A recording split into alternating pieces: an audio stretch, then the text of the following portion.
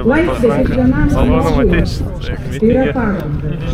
Kažkaip tradiciškai pastoviai mitingai.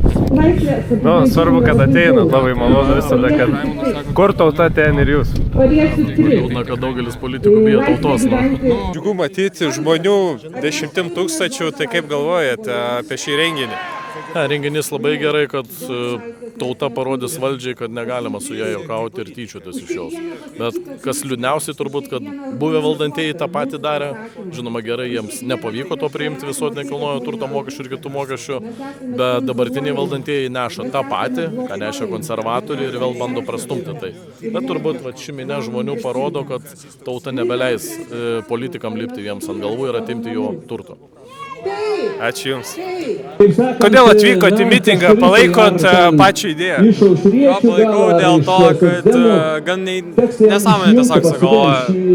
Nematau prasmės. Supratau, o čia lietuviškas litas. Jaučiate nostalgiją litui? Jo, prisimintus laikus, kai buvo geriau. Supratau, nu tikrai labai smagu matyti patriotišką jaunimą, kad atvykot. Džiugu matyti jaunus veidus. Malonu matyti Žydrūnai mitingę, jaunimo naujienų, stipriausias pasaulio žmogus. Ką galvojate apie mitingą ir kokios nuotaikos?